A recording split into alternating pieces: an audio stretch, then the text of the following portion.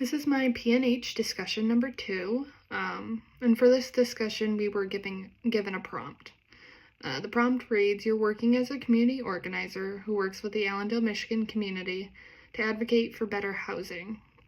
But one of the wealthier members of the community proposes a solution that could gentrify the area, potentially displacing vulnerable residents.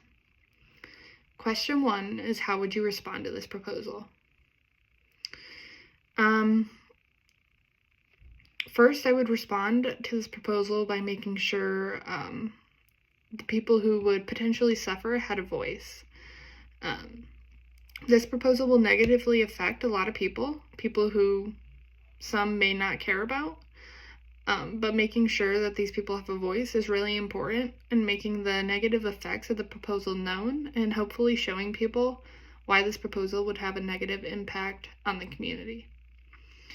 If we can appeal to people's feelings and help them see the potential harm from the perspective of the people who would be displaced, we may be able to sway more people to disagree with the proposal. And question 2 is, what are some practical steps that you can take to ensure that marginalized groups are included and empowered? The first step I would take would to be, again, making sure that everybody had a voice. This could involve getting leadership positions or just getting acknowledged. Advocacy for these groups is key in making them feel heard. Second, making sure that their needs and wishes are known. This can be done through things like surveys or meetings. And then going along with that, I would also want to build relationships with these people. This would help make sure they know they have other people supporting and looking out for them. Question 3 is, how would you approach conflicts between different community groups with conflicting goals or values? I think the first step to approaching these conflicts would be getting everyone to talk. We have to be open about our opinions and values in order to understand each other. And then I think the next step would be finding common ground. Finding something that both groups can agree on, or at least relate to one another through, will help build a stronger relationship. And then I would move on and talk about compromising or helping each other to solve the problem.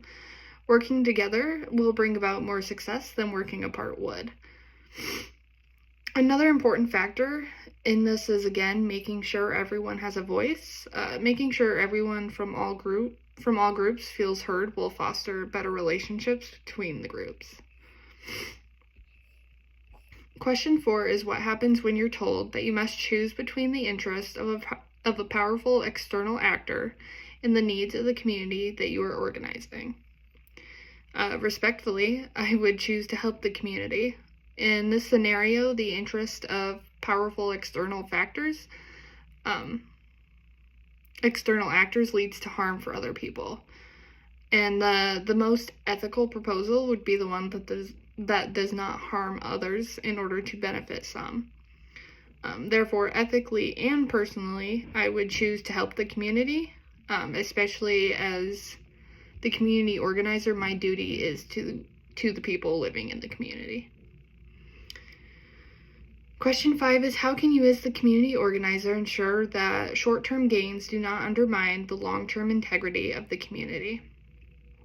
I think the best way to do this is by making sure I listen to the community. The people who know what a community truly needs to become better and keep getting better are the people who live there. Listening to the community members is the best way to get your information directly from the source, and the best way to know that the information is reliable and true. No one knows how to help themselves better than themselves, and the same applies to communities.